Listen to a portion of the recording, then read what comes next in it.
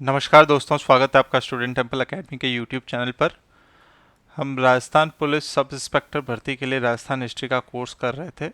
अब तक हमने जितने भी राजवंश हैं उनके बारे में पढ़ा है। उसके अलावा हमने ये देखा है कि मराठों का राजस्थान के अंदर जो प्रवेश था उसके बारे में देखा। आज हम जो अंग्रेज है, जो ब्रिटिशर्स हैं, उनका जो राजस्थान के अंदर प्रवेश है उसके बारे में देखेंगे और किस तरीके से सारे रियासतों के साथ संधियां हुई थी राजस्थान के अंदर। ये देखने से पहले अंग्रेजों का भारत के अंदर प्रवेश देखेंगे। आपको पता है अंग्रेज 1608 के अंदर भारत आए, जबकि मुगलों का राज था। उसके बाद में 1557 के अंदर प्लासी नाम की जगह बंगाल के अंदर है, वहाँ पे प्लासी का युद्ध हुआ। रॉबर्ट क्लाइव करके एक ब्रिटिश अफसर थे, उन्होंने ये युद्ध सिराजुद्दौला से जीता। उसके बाद में 1764-65 में यहाँ पे बक्सर का युद्ध हुआ और बक्सर के युद्ध में जो थे रॉबर्ट क्लाइव और ब्रिटिशर्स के अगेंस्ट, ब्रिटिशर्स के विरुद्ध पहले तो आपके जो बंगाल के नवाब थे वो, उसके अलावा जो दिल्ली के बादशाह थे और उसके अलावा जो लखनऊ के नवाब थे, कौन, लखनऊ के नवाब, इन सब ने मिल के आक्रमण किया था और तीनों की मिली हुई फोर्सेस इनसे हार गई। तो इसकी वजह से बक्सर का युद्ध भी हार गए। जब ये हो रहा था उसी समय हमने देखा था कि भारत के अंदर मराठाओं की जो शक्ति थी वो बहुत बढ़ रही थी। जो दिल्ली के अंदर शासक थे वो, यहाँ पे जो मराठा राज्य हुआ करता था वो यहाँ मालवा, बुंदेलखंड और गुजरात तक फैल चुका था। राजस्थान के भी कुछ हिस्सों पे उनका कब्जा हो गया था, जैसे अजमेर इनके अधीन हो गया था। इन्होंने 1735 के अंदर मोहम्मद शाह रंगीला से चौथ का अधिकार प्राप्त कर लिया। जो सिंधिया थे वो इनके वजीर बन चुके थे और यहाँ पे रह के वो चौथ भी लेते थे। जो मुगल बादशाह है उनसे मराठा चौथ का अधिकार रखते थे। चौथ का अधिकार बेसिकली, चौथ यानी वो कर लेते थे। चौथ और सरदेशमुखी दो तरीके के कर मराठा लिया करते थे, तो उसमें से एक था जो चौथ का अधिकार उन्होंने यहाँ पे प्राप्त किया। फिर आपको पता है 1761 के अंदर जब पानीपत का तृतीय युद्ध हुआ था, जो हमने लास्ट क्लास के अंदर भी देखा था, पानीपत का थर्ड युद्ध जो था उसमें अहमद शाह अब्दाली के अगेंस्ट मराठाओं की हार हुई। लेकिन ये हार होने के बावजूद भी मराठाओं का जो वर्चस्व था वो ज़्यादा कम नहीं हुआ। मराठा अभी भी बहुत ज़्यादा शक्तिशाली थे और बार बार राजस्थान के अंदर यहाँ से अटैक करते रहते थे। जो ये आपका राजस्थान है इसके ऊपर क्योंकि मालवा, बुंदेलखंड और आपका गुजरात तीनों जगह पे इनका अधिकार था, दिल्ली के आसपास के भी कुछ क्षेत्रों में इनका अधिकार था, तो राजस्थान के ऊपर निरंतर ये आक्रमण करते रहते थे। इनके पिंडारी थे वो इसके ऊपर आक्रमण करते रहते थे। तो बड़ी ऐसी समस्या हुआ करती थी कि राजस्थान के अंदर सब राज्यों से वो लूटपाट करते थे, चौथ और सरदेशमुखी लेते थे। अगर पैसा नहीं मिलता था तो वो बाजारों को लूट के ले जाते थे। तो मराठाओं का आतंक राजस्थान के सभी रियासतों के अंदर था। अब इस पृष्ठभूमि के आसपास आपको देखना है कि क्यों अंग्रेजों के साथ संधियां हुई। तो 1776 के अंदर, अब इससे पहले हमने देख लिया है कि मराठाओं ने जो बूंदी के अंदर, बूंदी का जो उत्तराधिकार था उसमें क्या किया। उदयपुर का जो कृष्णा कुमारी प्रकरण था जिसके अंदर राजकुमारी कृष्णा कुमारी को आत्महत्या करनी पड़ी जहर खाकर, उसमें मराठा थे। जयपुर के उत्तराधिकार में मराठा थे, जोधपुर के उत्तराधिकार के अंदर मराठा थे। तो मराठाओं का वैसे ही वर्चस्व राजस्थान के अंदर उस समय तक हो चुका था। और 1776 के अंदर जो जयपुर के राजा थे पृथ्वी सिंह, उन्होंने अंग्रेजों के पास संधि का प्रस्ताव भेजा ताकि मराठाओं से इनकी सुरक्षा की जा सके, पर अंग्रेजों ने इस प्रस्ताव को नहीं माना। उस समय अंग्रेज एक अहस्क्षेप की नीति को मानते थे। अहस्क्षेप की नीति क्यों मानते थे? क्योंकि उनके पास जो आपका दक्षिणी भारत पहले से ही था। भारत के अंदर अगर आप भारत का नक्शा देखेंगे तो बंगाल उन्होंने ले लिया था। जो लखनऊ है इसके ऊपर भी उनका अधिकार था, लेकिन लखनऊ के नवाब राज्य करते थे आंतरिक मामलों के लिए, पर बाहरी मामले और जो सुरक्षा का अधिकार था वो अंग्रेजों के पास ही था। दक्षिण में उन्होंने हैदराबाद और मैसूर के ऊपर अपना अधिकार जमाने की वो कोशिश कर रहे थे। उस समय Anglo Maratha, Anglo Mysore war चल रहे थे, तो इस वजह से भी वो ये नहीं चाहते थे कि राजस्थान के अंदर फिर से नया युद्ध छूट जाए और जिसकी वजह से ये अपना यहाँ का भी राज्य खो बैठे। तो जो लॉर्ड कॉर्नवालिस थे उन्होंने भी इसी को माना, और जॉन शोर जो आए थे उनके बाद में उन्होंने भी 1798 तक इन्होंने अहस्तेप की नीति को अपनाया, और बार बार राजस्थान के राजाओं के कहने पर भी उन्होंने इसमें कुछ भी अपनी इच्छा जाहिर नहीं की। उसके बाद में आ जाए दूसरा समय जो कि 1798 से लेके 1805 तक है, जिसके अंदर कुछ सहायता के समझौते किए गए थे। ये अधीनस्थ समझौते नहीं थे, ये सहायता के समझौते थे। परीक्षा में अगर कभी पूछता है अधीनस्थ समझौते, तो ये इनको अधीनस्थ समझौते आप नहीं मानेंगे, क्योंकि अधीनस्थ समझौतों की जो परिभाषा है वो अलग है। अब इस समय 1803 में इन्होंने अलवर, भरतपुर, जयपुर, जोधपुर के साथ 1803 में संधि की। जयपुर और जोधपुर की संधि विफल रही, इन समझौतों के ऊपर कभी कुछ हामी नहीं की जा सकी, और जो 1803 के अंदर समझौते किए गए थे उन सबको अंग्रेजों ने समाप्त कर दिया, ये कह के कि जो रियासतों के राजा है उनके द्वारा कुछ न कुछ शर्तों का उल्लंघन हुआ है। 1804 के अंदर उन्होंने धौलपुर और प्रतापगढ़ के साथ भी ऐसे ही समझौते किए थे, और 1805 के अंदर भरतपुर के साथ दूसरा समझौता, पहला समझौता उन्होंने 1803 में किया, दूसरा समझौता उन्होंने 1805 में किया।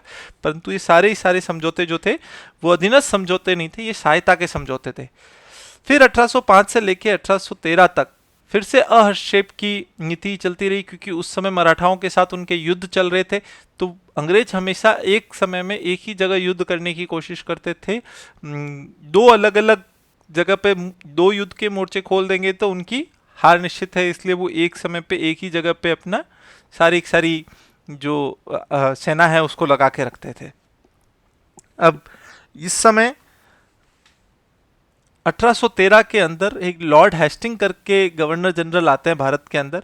इन्होंने अधीनस्थ अलगाव की नीति का प्रयोग किया। ये अधीनस्थ अलगाव की नीति धीरे धीरे 1813 से लेकर 1823 तक ये राजस्थान के विभिन्न राज्यों के अंदर करेंगे। उस समय क्या हो रहा था राजस्थान के अंदर, जब एंग्लो मराठा वॉर चल रहा था, आंग्ल मराठा वॉर चल रहा था और अंग्रेज मराठाओं को हराने की कोशिश कर रहे थे, उस समय जो पिंडारी थे वो ये जो आपके दक्षिण की रियासतें थी, आपकी दक्षिणी राजस्थान की उदयपुर, डूंगरपुर, आपका बांसवाड़ा, इनके ऊपर अटैक करते रहते थे, इनके ऊपर आक्रमण करते रहते थे, बूंदी वगैरह के ऊपर आक्रमण करते रहते थे, अजमेर, आमेर के ऊपर आक्रमण करते रहते थे, और इन आक्रमणों को कर करके वो वहाँ से धन लूटा करते थे। इन पिंडारियों में एक पिंडारी थे आमिर खां, जिन्होंने सबसे ज़्यादा राजस्थान के अंदर लूटमार की थी, और ये वही है जिन्होंने मेवाड़ के अंदर कृष्णा कुमारी प्रकरण के दौरान कृष्णा कुमारी मेवाड़ को घेरा था और ये कहा था कि कृष्णा कुमारी की शादी या तो भीम सिंह मारवाड़ के भीम सिंह से कर दो या फिर उसको मार दो। तो उन्होंने मारवाड़ और आमेर के अंदर हस्तक्षेप किया था बहुत सारे अलग अलग मौक़ों पर। तो अंग्रेजों ने ये सोचा कि अगर इस पिंडारी जो कि आमिर खान है, आमिर खान जो पिंडारी है, अगर इसको अगर हटा दिया जाए रास्ते से, अगर इनको मतलब इनके साथ कोई समझौता हो जाए तो राजस्थान के अंदर बाकी समझौते भी किए जा सकते हैं। तो 1817 के अंदर एक नई रियासत बनाई थी, यहाँ पे ऐसे करके एक नई रियासत बनी थी। इस रियासत का नाम था टोंक। इसका अधिकांश भाग तो वर्तमान राजस्थान के अंदर है, पर कुछ इसके परगना है जो कि मध्य प्रदेश के अंदर भी आते हैं। तो इसका निर्माण इन्होंने किया, और इसका निर्माण किया तो इसका जो नवाब है इन्होंने आमिर खां को बनाया। जो भी इनकी सेना थी उनको ख़त्म कर दी गई उस समय, कहा कि आप सेना नहीं रखेंगे, आप अपने सारे शस्त्र अंग्रेजों को दे देंगे।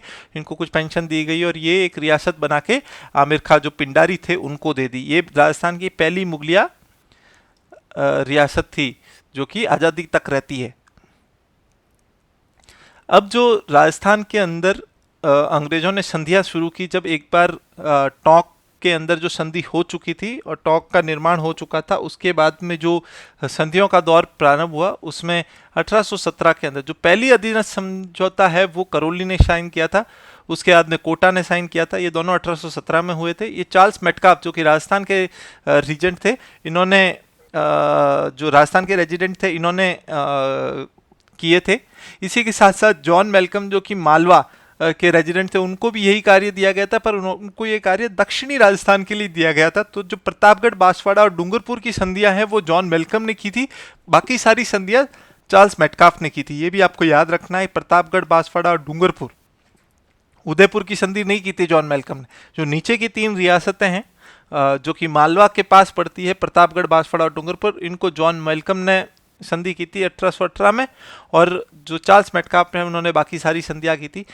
1818 में जोधपुर, उदयपुर, बीकानेर, जैसलमेर, किशनगढ़, जयपुर और बूंदी ज्यादातर रियासतों की संधि इस समय हो गई।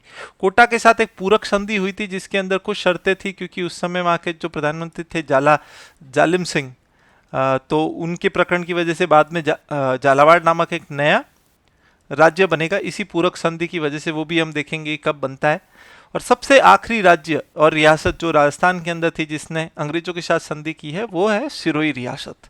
ये प्रश्न बन सकते हैं कि पहली कौन थी, करौली, दूसरी कौन सी, सिरोही।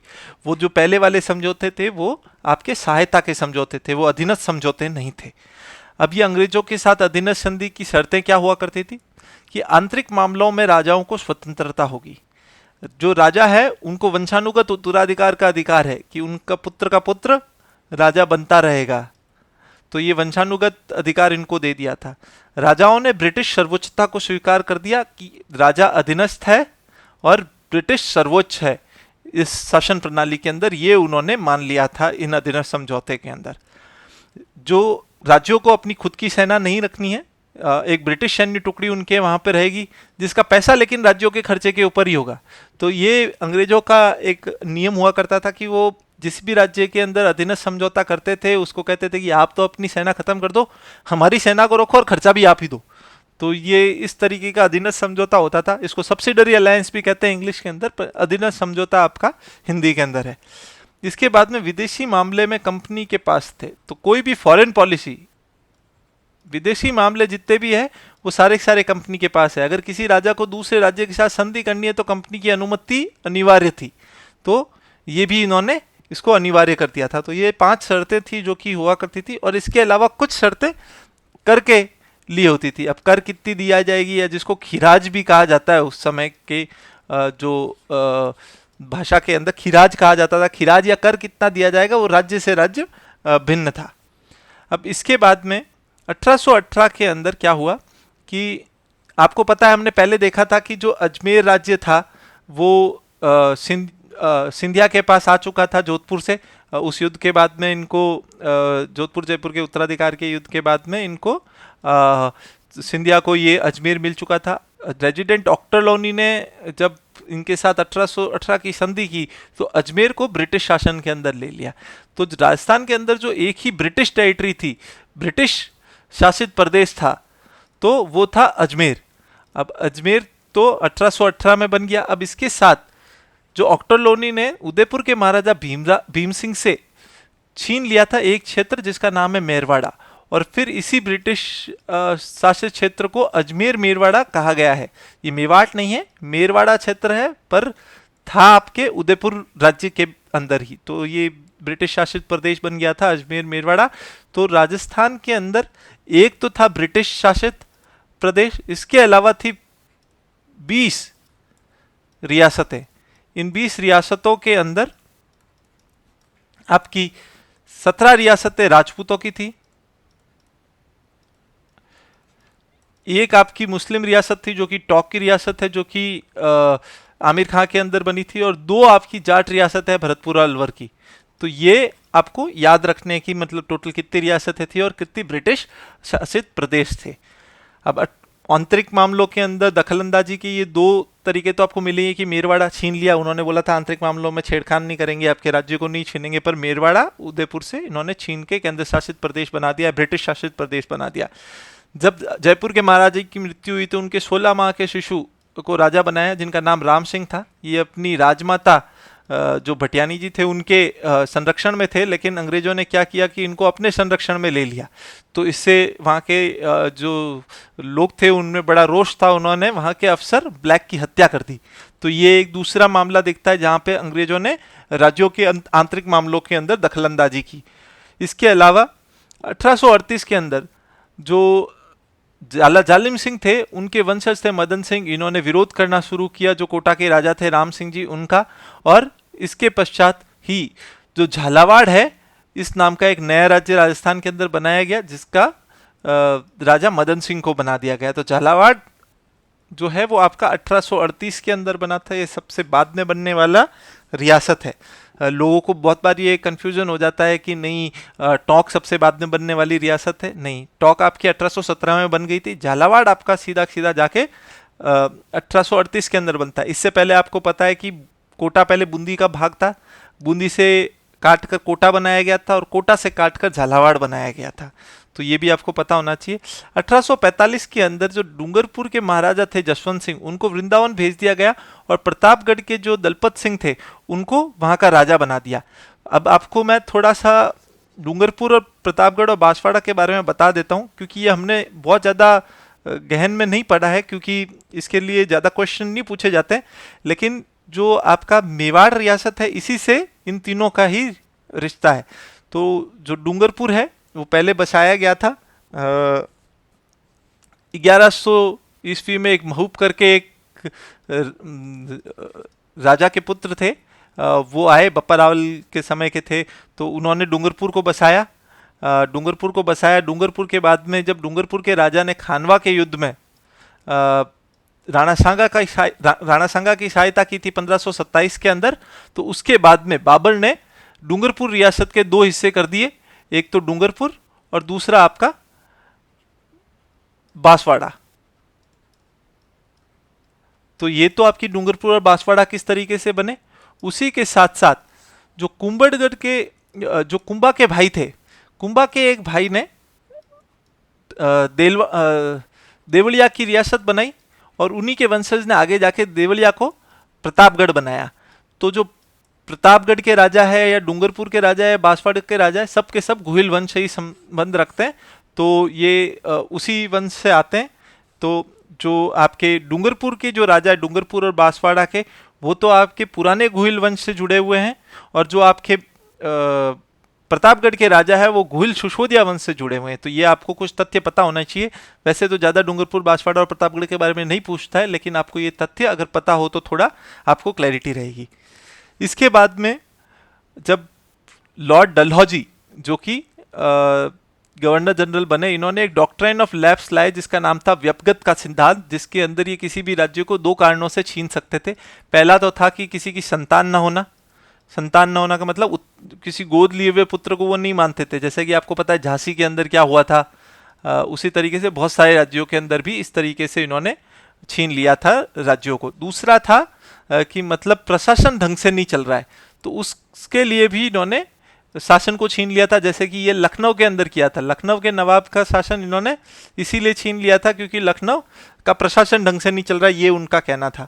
राजस्थान के अंदर सौभाग्यवश ऐसा कहीं नहीं हुआ कि कहीं पे भी इन्होंने छीना। एक मौका आया था कि करौली के जो राजा थे नरपाल सिंह जी, उन्होंने अपने मृत्यु से सिर्फ एक दिन पहले भरतपाल को गोद लिया था। डलहौजी ने ये विचार किया था कि इसके ऊपर व्यपगत का सिद्धांत लगाया जाए, लेकिन अंततः उन्होंने नहीं लगाया। तो राजस्थान के अंदर व्यपगत का सिद्धांत किसी भी रियासत, जो 20 रियासत है उसमें से किसी के ऊपर नहीं लगाए, ये आपको पता होना चाहिए। अब इसके बाद में आपको पता है कि सीधा सीधा 1857 की क्रांति हम देखेंगे, क्योंकि 1857 की क्रांति के बाद में, एक तो हम क्रांति को तो देखेंगे ही देखेंगे, 1857 की क्रांति के बाद में 1858 में जो ब्रिटिश शासन आ जाता है। अब तक क्या था, अब तक आपका कंपनी शासन था, कंपनी शासन से अब ब्रिटिश शासन की तरफ बढ़ेंगे। तो ब्रिटिश शासन के अंदर क्या क्या हुआ वो भी देखेंगे, और साथ साथ देखेंगे कि किस किस तरीके के जन विद्रोह होते रहे, जन जागरण होते रहे और स्वतंत्रता के आंदोलन होते रहे। तो इसके साथ हमारी हिस्ट्री का एक बड़ा पोर्शन कंप्लीट हो चुका है। अब हम 1857 की क्रांति अगले चैप्टर के अंदर करेंगे, और उसके बाद में हम देखेंगे कि और कौन से जन जागरण और स्वतंत्रता के लिए आंदोलन हुए। और अब 1857 से लेके 57 की क्रांति से लेके 1947 तक का पूरा एक भाग करेंगे। उसके बाद में 1947 से लेके वर्तमान तक का एकीकरण और जितने भी राजस्थान के अंदर मुख्यमंत्री वगैरह रहे उन सबको भी हम पढ़ेंगे। तो मिलते हैं आपसे अगले क्लास में।